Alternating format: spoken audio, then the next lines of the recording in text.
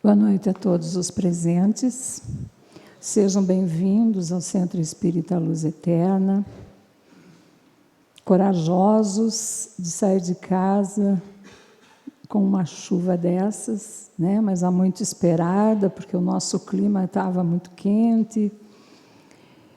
E eu gostaria, então, de pedir a vocês que me acompanhassem num instante de reflexão interna, onde nós vamos buscar uma conexão com o alto e levar nosso pensamento até o Pai Criador, que nos permitiu estar aqui, chegarmos aqui, a Jesus, o nosso mestre, amigo, condutor da nossa jornada, aos bondosos amigos espirituais, mentores, orientadores desta casa espírita, que abnegadamente sempre estão a instruir e intuir. Que a energia reparadora, restauradora do alto permita que recebamos aqui aquilo que viemos buscar. E que as bênçãos de Deus contemplem esse momento com harmonia, fraternidade e muito amor. Antes de passar ao tema, que é a evolução da mulher, de Kardec até os dias atuais, eu vou passar um recadinho, que estão abertas as inscrições para os grupos de estudo, denominado Programa Básico da Doutrina Espírita, o PBDE, que acontecem às quintas-feiras à noite, às 20 horas, e às sextas-feiras, às 14 horas, para aqueles que não podem frequentar à noite. Então, o Espiritismo é uma doutrina que precisa de estudo. E se você tem vontade de estudar, de debater, venha, participe. É só chegar um pouquinho antes nesses dias e horários e você faz a sua inscrição, né? É uma boa oportunidade. Então, o mês de março, né, é o mês, eu acho que é o mês todo consagrado a homenagear as mulheres, né? E aqui não poderia ser diferente.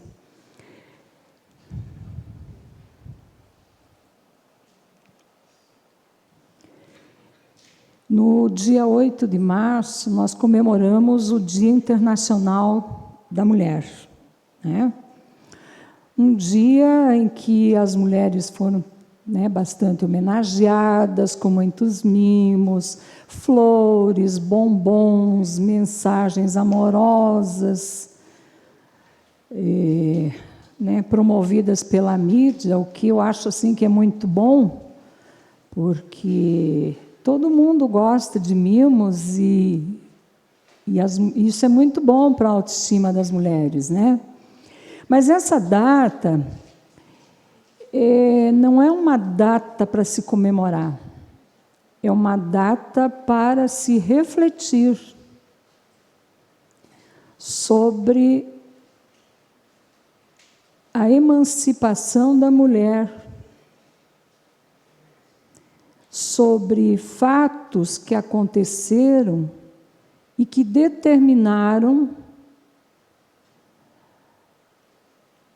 algumas ações, algumas políticas, algumas atitudes voltadas para as mulheres.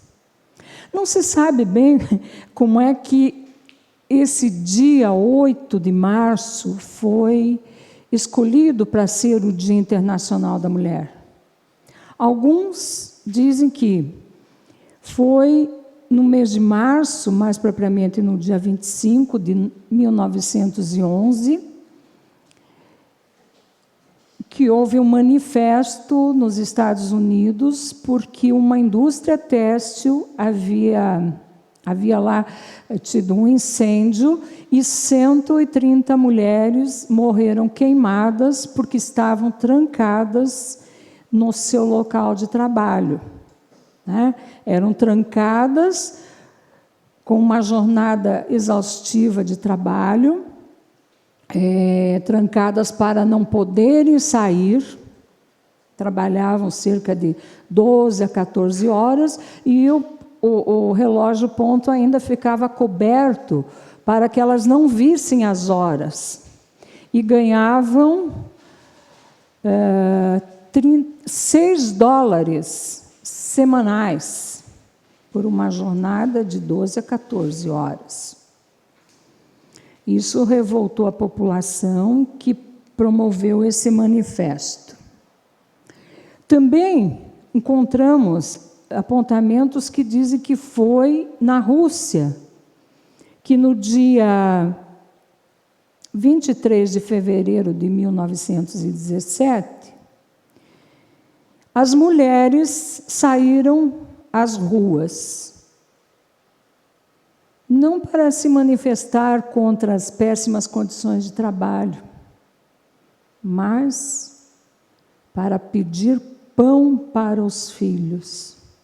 Que a Rússia é um enigma, né? Até hoje a gente vê algumas coisas acontecendo lá, né? Uma autocracia, a gente não sabe bem como esse povo se posiciona, mas essas mulheres tiveram a coragem de sair, clamar pão para os filhos, uma manifestação contra a carestia que estava matando não só os filhos dessas mulheres, mas a população russa como um todo, né? Estava matando de fome. E no dia 8 de março, então, de 1917, houve uma outra passeata com engajamento de metalúrgicos, mineiros, que marcharam, saíram de Petrogrado, foram até Moscou, e isso culminou com a deposição do czar Nicolau II, né? E deflagrou a Revolução Russa de 1917. É um grande feito, não sabemos se é bem isso ou não. Mas então, assim, um dia de reflexão para pensar nessas mulheres corajosas, e de lá para cá tudo que tem se feito, né? Nesta luta da mulher pela igualdade de direitos sociais. Bem, vamos deixar aqui assim um pouco claro que não é uma luta para fazer o que os homens fazem. Não é uma luta para ser iguais aos homens. É uma luta para ter os direitos sociais iguais, em termos de igualdade. E vocês vão entender bem isso no decorrer desta fala, tá? Porque esta desigualdade entre homens e mulheres, ela é estruturada na sociedade, é milenar, não sabemos em que momento ou se sempre foi assim. Eu penso até que isso tem a sua gênese lá no mito de Adão e Eva, né? Porque a gente, se você for analisar a história da mulher, ela sempre foi oprimida pelo homem, né? Então, ela está estruturada na sociedade. E essa situação ela foi mais sentida na época em que a propriedade deixou de ser coletiva e passou a ser individual. Então, foi aí que o homem adquiriu um grande poder. Podia mais aquele que tinha mais. Até hoje é assim, né? Quem é mais rico pode manipular mais as situações. Mas aquela época era assim o poder. O proprietário de terras, que tivesse mais terras tinha maior poder. Então a sociedade ficou estratificada, surgiram as classes, né? As classes dos ferreiros, a classe dos costureiros, a classe dos escravos, e a mulher não tinha classe, ela era uma subclasse, ela era tratada como propriedade daquele que detinha as terras.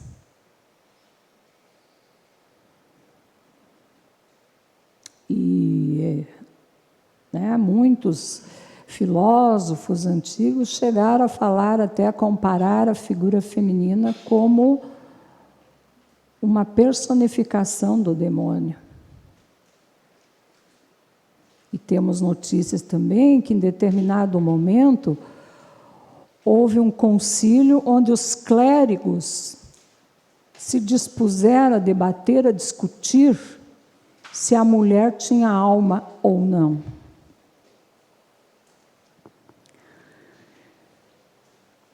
Então, e aí só quero frisar bem que a sociedade, os seus usos e costumes, foi moldada pelos homens e para os homens. Tá? Para os homens. Moldada pelos homens e para os homens. Então, essa opressão sobre as mulheres, sendo uma construção social, ela não é natural. Uma construção deliberada, apropriada ao homem. A idealização do feminino como algo frágil, delicado, emocional, voltado para a maternidade, aos cuidados com a prole e o doméstico, é cultural.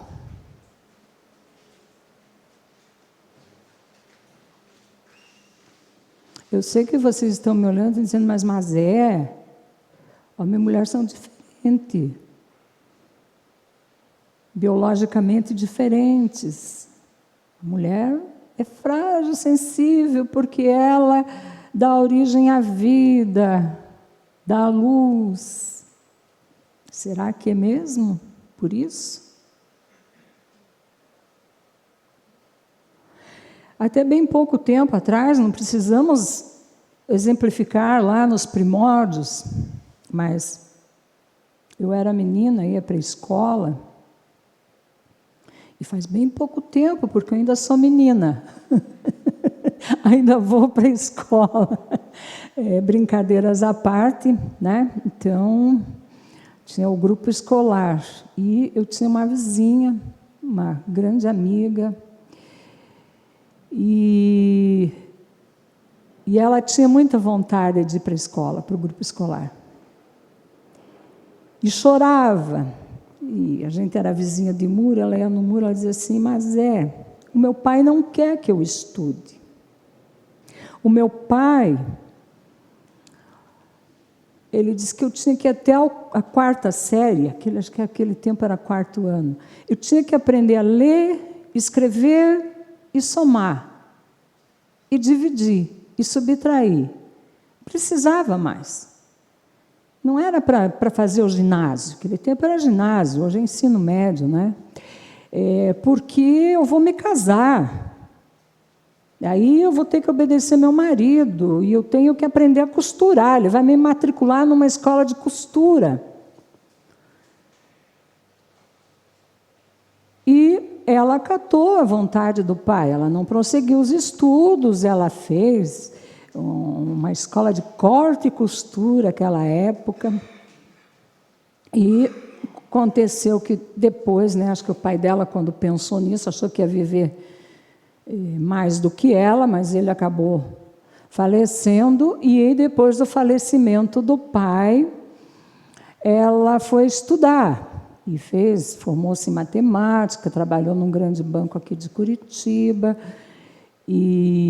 mas não se casou. Né? Então, assim, as mulheres eram preparadas. Nós somos uma geração que foi preparada para isso, para a vida doméstica. A vida profissional era algo mais que você poderia adquirir depois, mas primeiro a prioridade da vida da mulher era doméstica. E tinha que saber costurar, fazer tricô, crochê, cozinhar, passar, lavar, essas coisas todas para o trabalho doméstico. Tá? Então, hoje também nós temos uma disparidade. As conquistas femininas, elas não são lineares nem homogêneas, né? Aqui nós estamos vivendo um momento assim, né, que a mídia está bombardeando muito essa questão do feminismo, da emancipação, da proteção em favor da mulher, mas outros países da Europa mais adiantados, a mulher tem melhores prerrogativas, mas nós temos lugares no mundo ainda que a mulher não pode sair de dentro de casa sem a companhia do pai ou de um irmão. E se ela não tem uma figura masculina para sair, ela não sabe nem qual é o traçado da rua, porque não pode sair de dentro de casa. Não pode ir à escola, não pode estudar, e se tiverem que sair acompanhadas, ainda tem regras rígidas com relação à vestimenta, porque tem que cobrir o corpo todo. Então, há muito sofrimento ainda, sabe, nos ombros das mulheres nesse mundo. Então, nós vamos situar a questão do espiritismo em relação ao papel da mulher, à emancipação da mulher, em torno de 1850 e 1870, quando estabeleceu-se a chamada Revolução Industrial. A manufatura foi deixada de lado, começaram a vir as máquinas, e como as questões financeiras eram muito precárias, as mulheres foram trabalhar nas fábricas. E em Paris, em 1850, nós vamos encontrar a figura de Hippolyte Léon Denisard Rivel, que depois viria a ser Allan Kardec. Eu suponho que todos os presentes aqui já conhecem a história de Allan Kardec, mas vamos dar umas pinceladinhas assim para reavivar, né? Um pedagogo, educador, estudou no Instituto Pestalozzi da Suíça, que, né, Juan Pestalozzi desenvolveu o método Pestalozzi de ensino, que é um método, que a gente diz é um método que ensina através do afeto, que ensina respeitando o educando e as suas possibilidades. E Hipólito Léon Denisard Rivel foi professor, fundou várias escolas, escreveu vários livros didáticos e também fundou em sua residência em Paris uma escola para crianças e jovens carentes que não tinham condições de pagar por um ensino mais elevado, né? Nessa época, de 1850 a 1870, que foi o período em que as obras espíritas foram codificadas, Paris, como sempre, fervia, né? Paris sempre foi a Meca da vanguarda.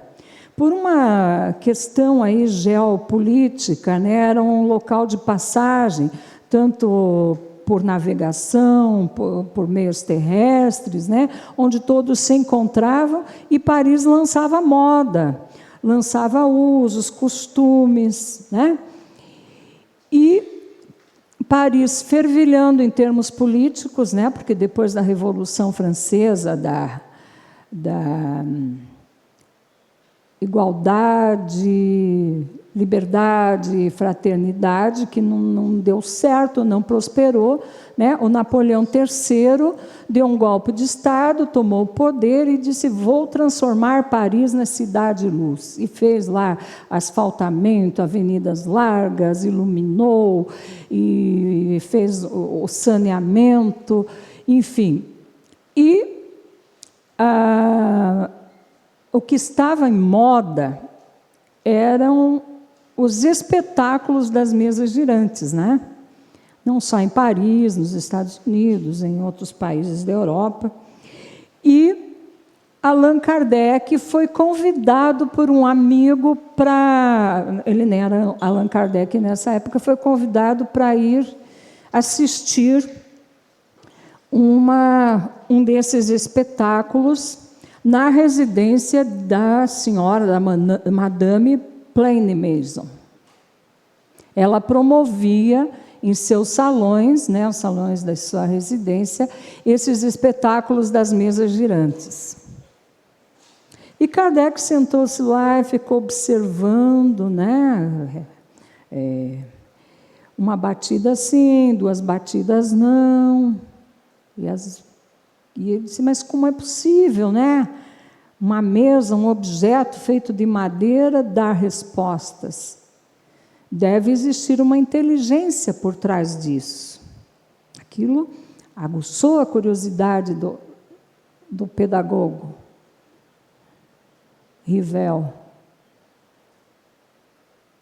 E, claro, uma figura extraordinária, um homem além da sua época, ele percebeu bem, né, a sensibilidade das mulheres, a intuição das mulheres, essa possibilidade de uma melhor conexão com o plano espiritual que as mulheres tinham naquela época. E ele, então, pensou em desenvolver uma pesquisa acerca dos fenômenos espirituais.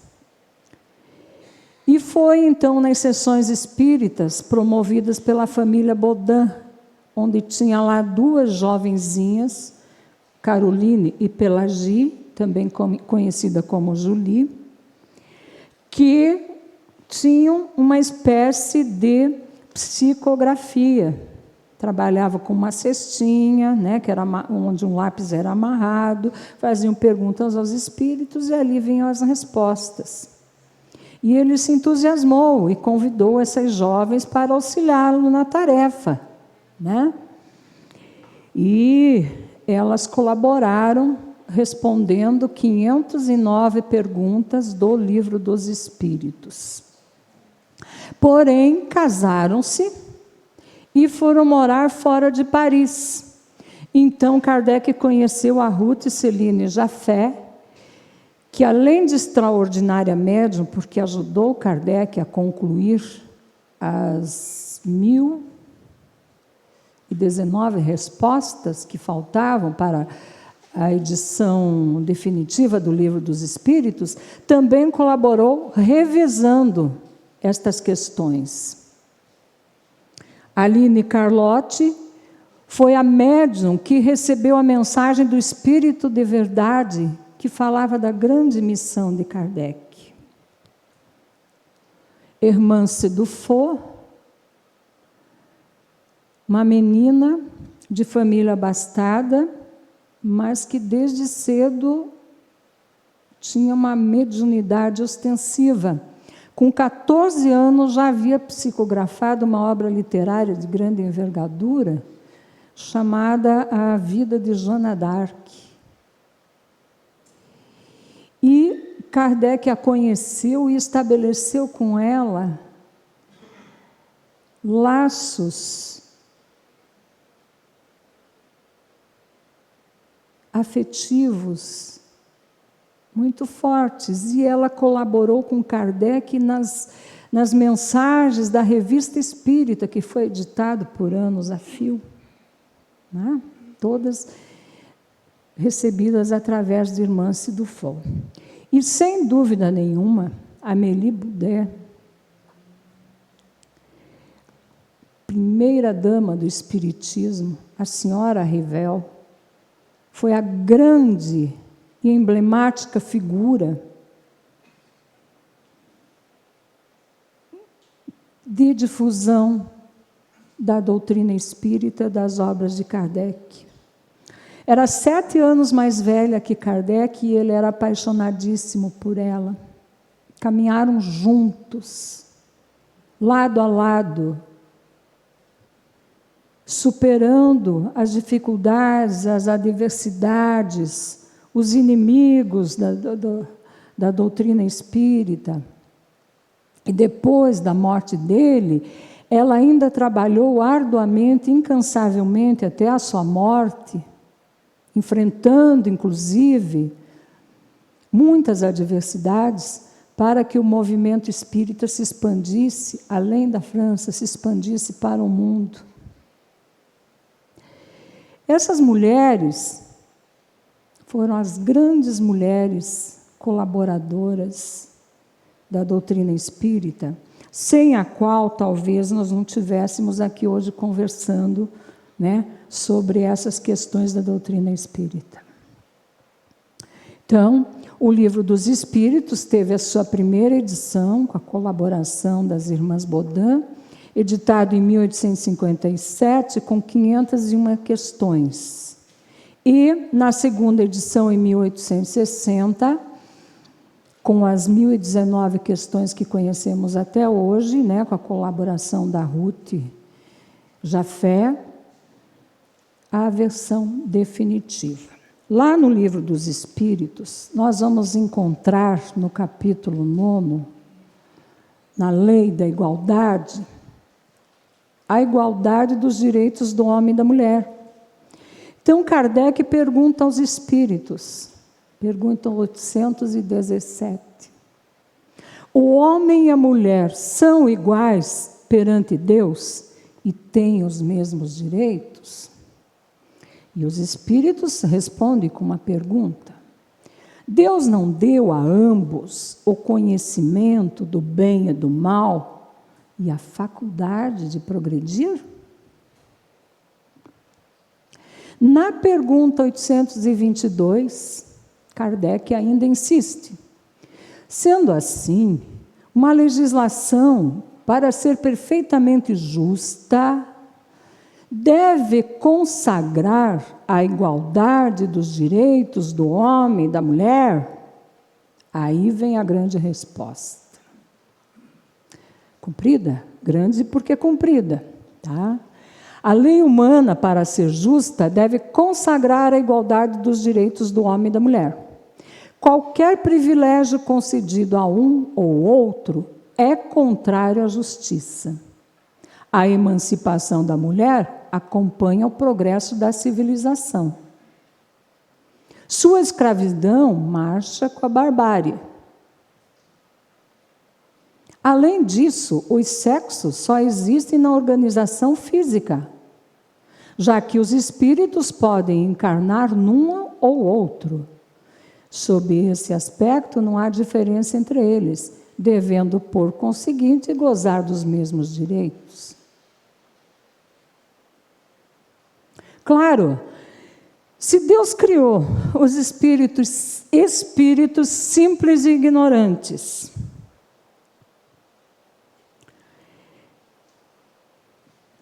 injetou nesses a sua centelha divina e disse: vai, caminha, progride,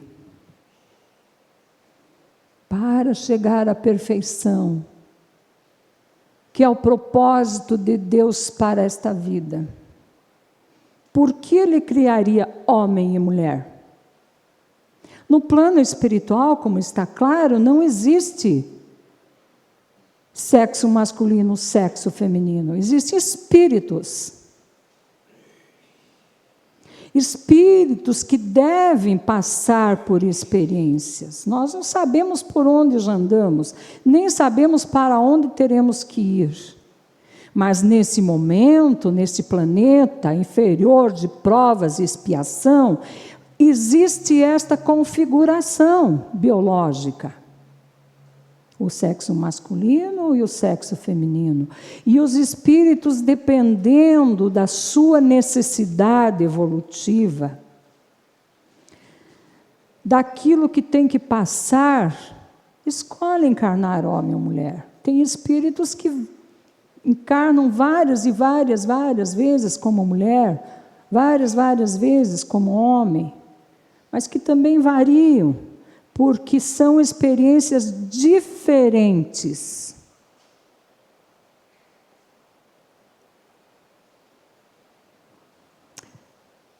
Aquele que encarna no sexo feminino,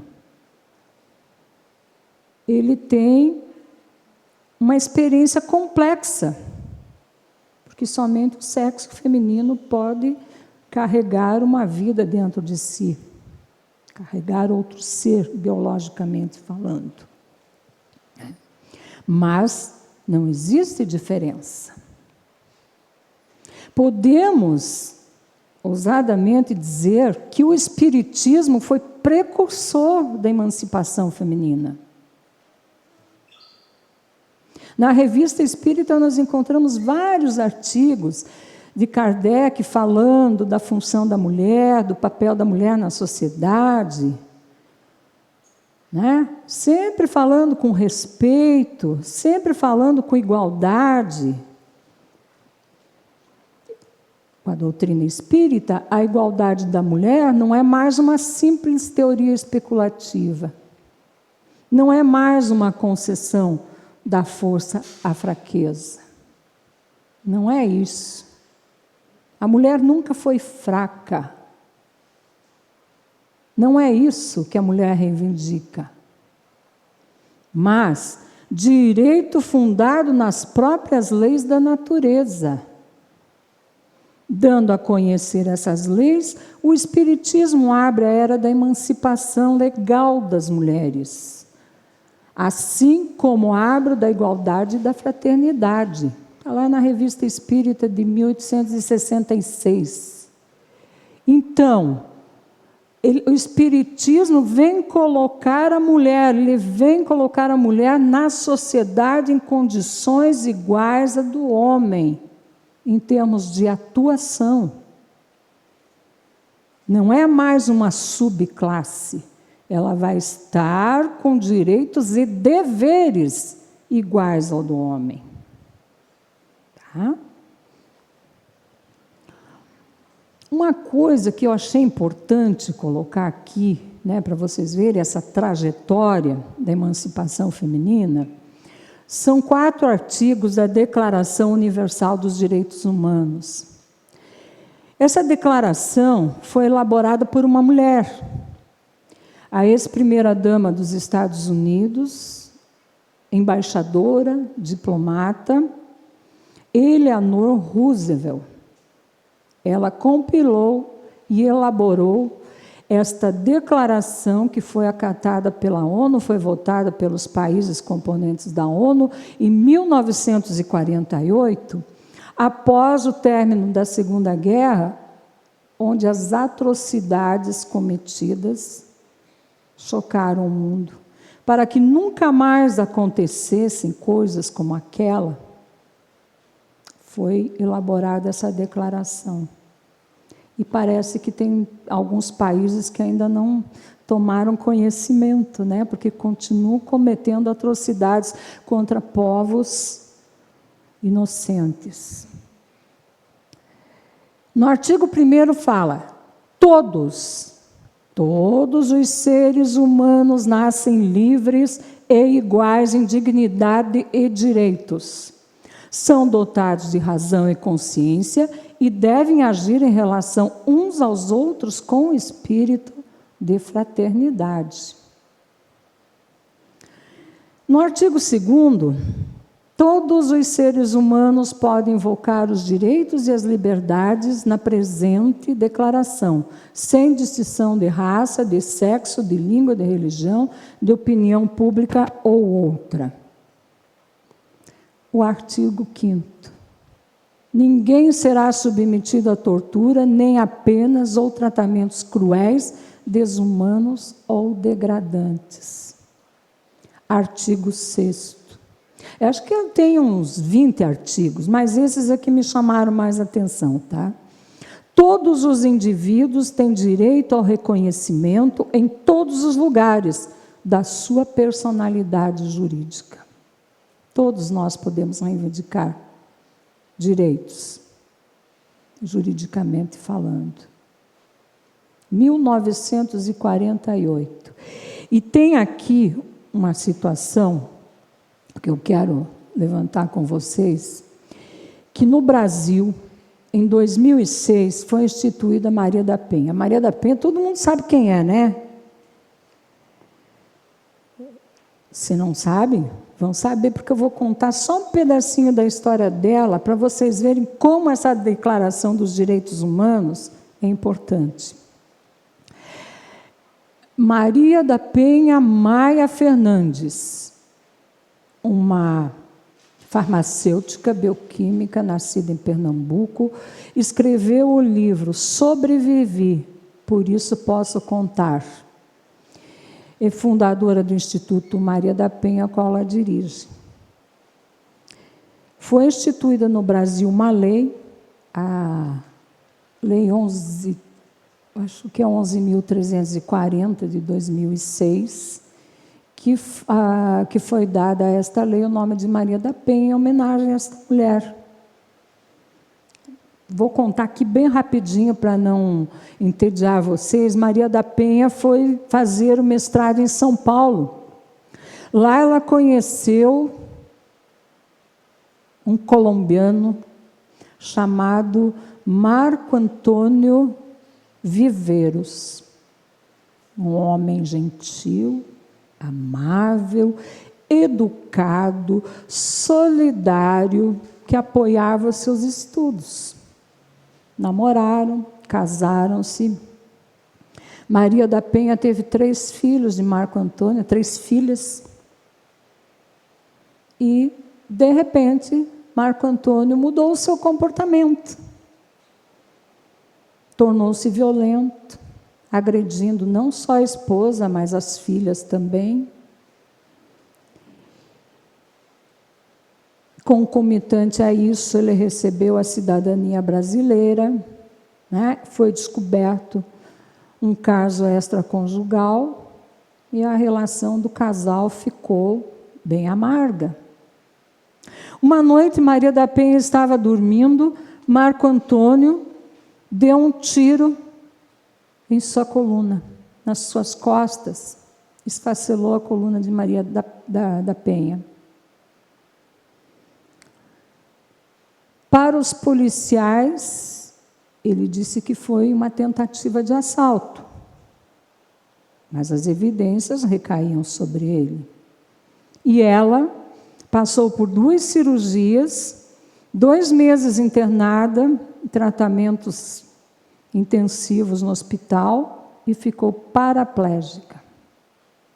Voltou para casa numa cadeira de rodas, e Marco Antônio a deteve em cativeiro por 15 dias.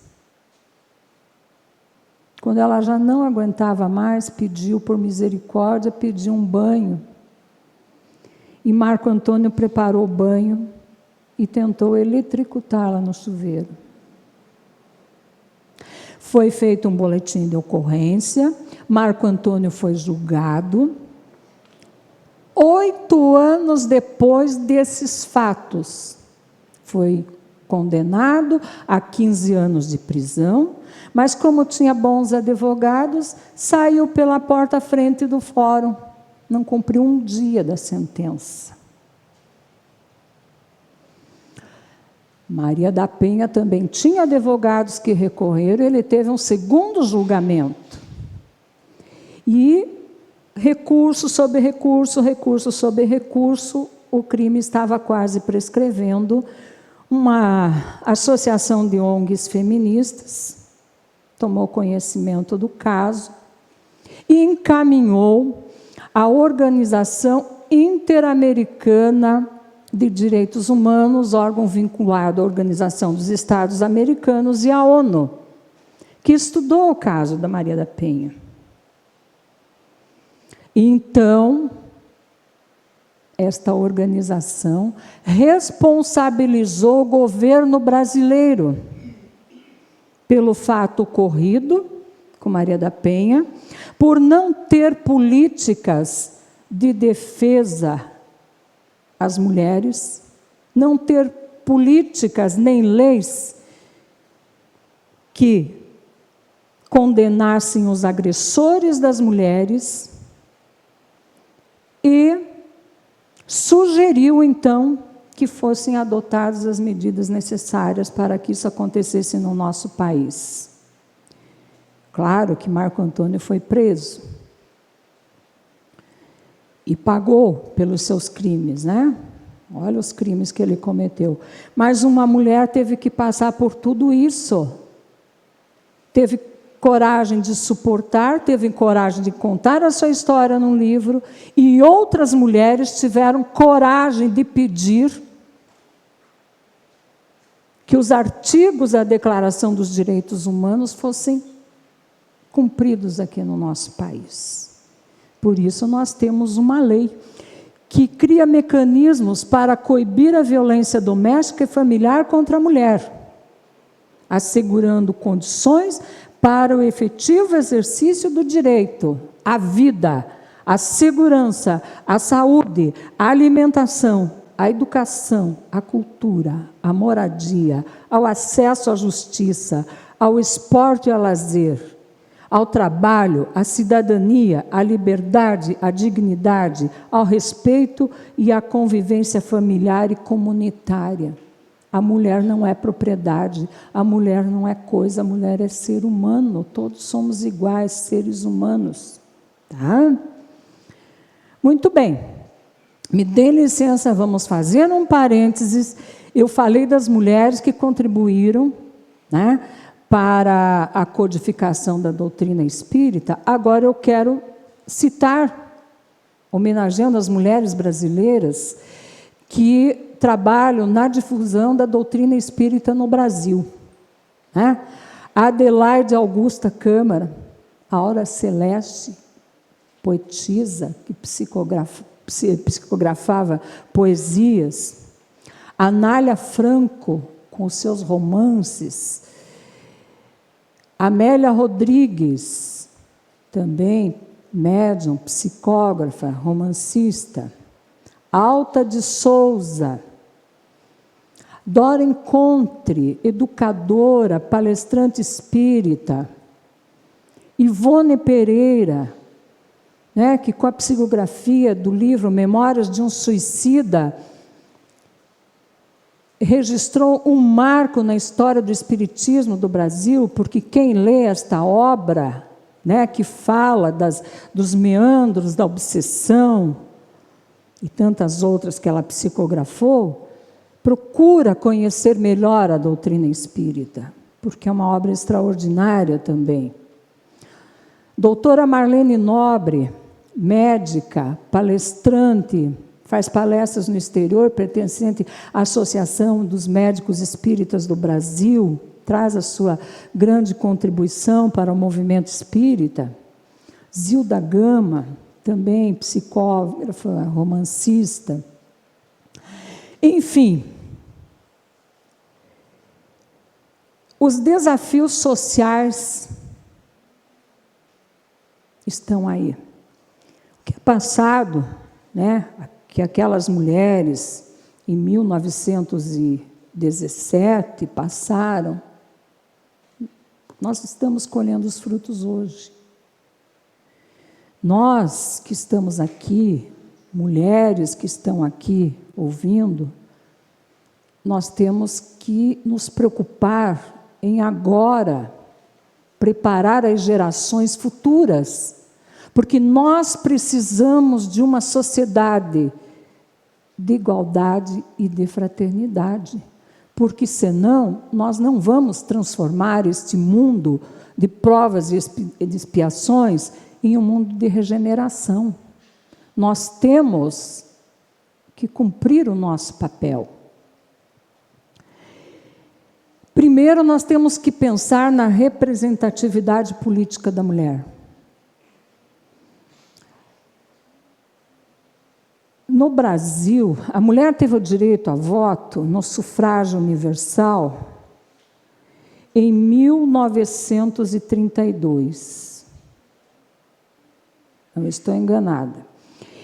No Brasil, em 1932, a mulher teve direito a voto. Mas não pôde votar, porque aí veio o Estado Novo, né? O golpe de Estado de Getúlio, e as mulheres nem os homens puderam votar mais. Isto só foi acontecer quando? Em 1988, com a redemocratização do Estado brasileiro, né? Quando nós instalamos aqui os novos princípios democráticos, então todos puderam votar. Nos países mais adiantados, nós temos primeiras ministras, nós temos mulheres presidentes. No Brasil já tivemos uma. Mas hoje, no dia de hoje, 26 estados brasileiros, temos somente 2 governadoras. A representatividade política é muito pouca. Tá? Mas isso não quer dizer que mulheres têm que votar em mulheres, que homem tem que votar em mulheres para ter maior representatividade. Espera aí. Né? Nós temos o raciocínio, nós temos que ler o plano de governo e ver se aplica. Não é bem assim. Os partidos, por força da lei, têm que ter 35% de mulheres inscritas para concorrer aos pleitos. Mas pasmem o que acontece. Mulheres são convidadas para se inscrever, os partidos recebem os recursos partidários e essas mulheres são obrigadas a entregar esses recursos e não são eleitas porque não tem como fazer campanha. Né? Mas isso é uma história para outra conversa. O mercado de trabalho. Tá? O mercado de trabalho está aberto às mulheres. Claro, nós temos até mulheres trabalhando na construção civil, na mineração, né? Tarefas mais árduas, porém elas não ganham o mesmo salário que aqueles homens na mesma tarefa. Continua a mesma política de 1917. Mulheres trabalhando mais, ganhando menos e com uma segunda jornada de trabalho, porque muitas saindo do trabalho ainda têm que fazer o trabalho doméstico, atender aos filhos, ver a roupa, ver a comida para o dia seguinte, enfim. Onde está a fraqueza da mulher? Tá? Um estudo publicado recentemente, aí nessas comemorações do Dia da Mulher, diz que no Brasil, somente em 2035, as mulheres poderão equiparar os seus salários aos homens. Ainda precisamos esperar muito para ter salários idênticos aos dos homens. Né? O ambiente doméstico.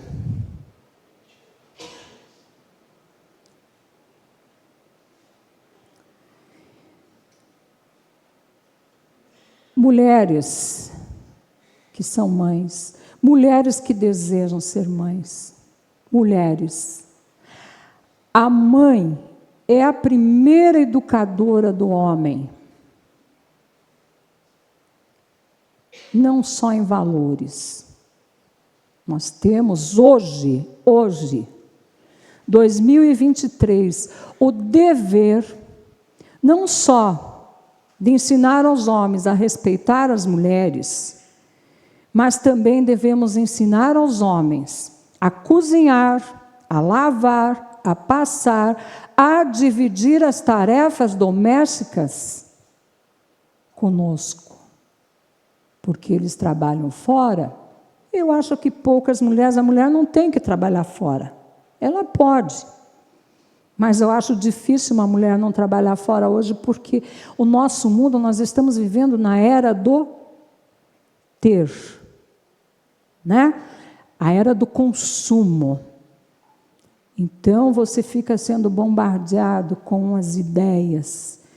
Tem que ter, tem que adquirir, tem que comprar.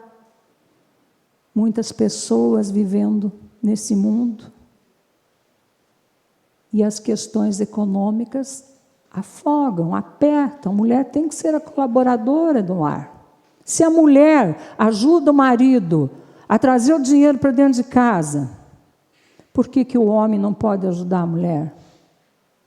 Esses dias eu vi uma reportagem na televisão, um médico neurocirurgião falando: todas as noites eu lavo a louça na minha casa. Para mim é um momento de prazer, de relaxamento, quase uma terapia. Porque ali eu repasso todas as coisas do meu dia.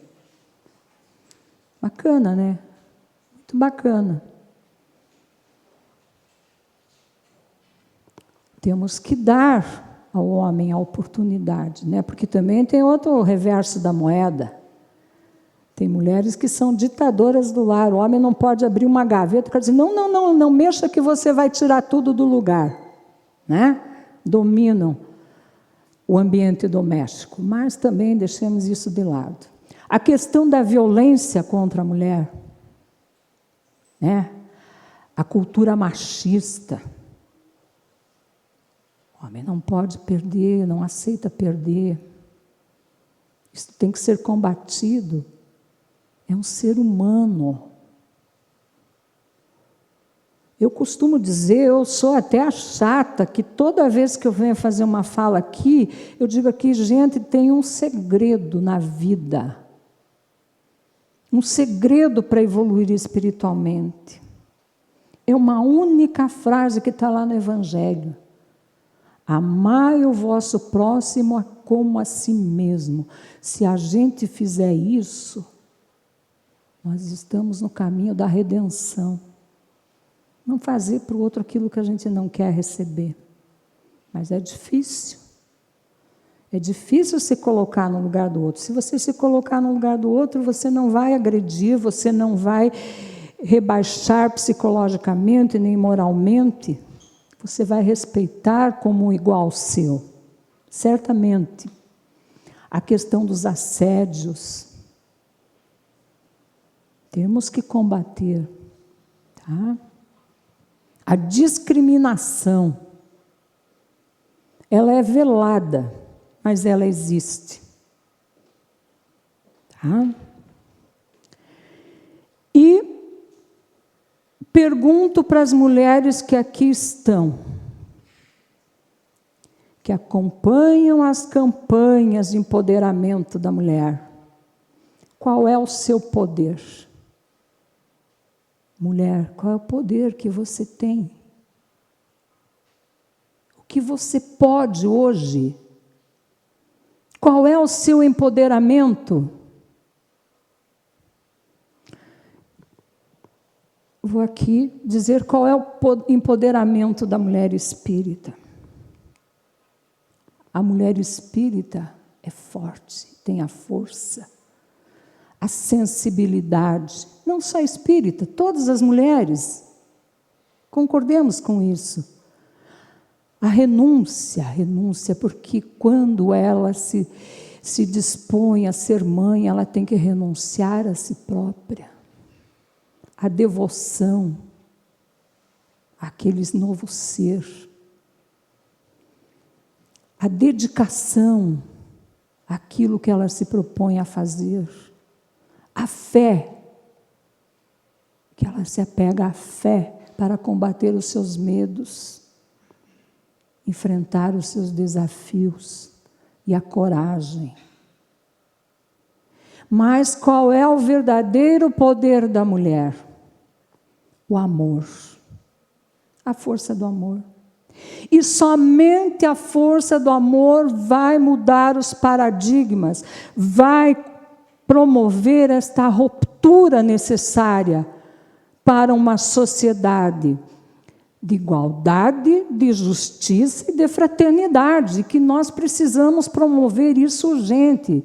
E é você que está sentado aí, é você, homem, que está me ouvindo também, que está entendendo essa questão da igualdade com a mulher, que tem que fazer isso agora, mudando o pensamento, mudando as atitudes, falando para aqueles que formarão as próximas gerações sobre este assunto.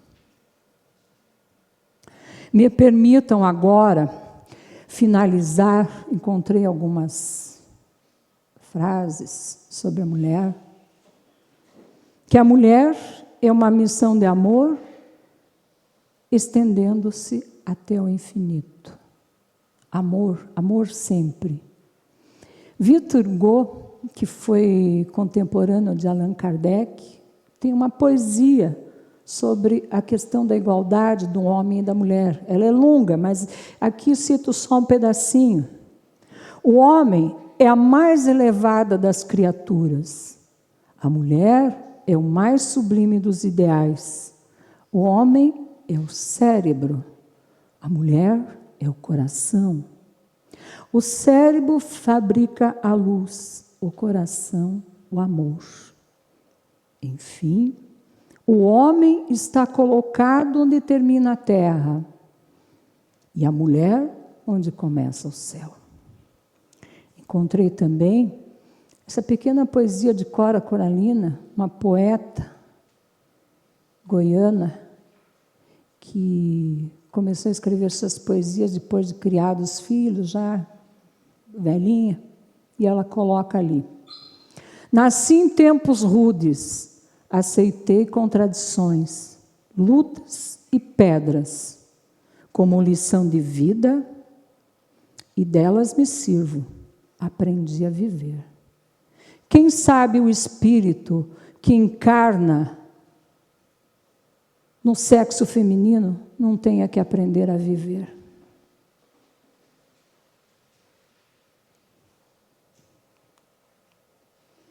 Boa noite a todos, muita paz e bem, obrigada pela paciência e por me ouvir.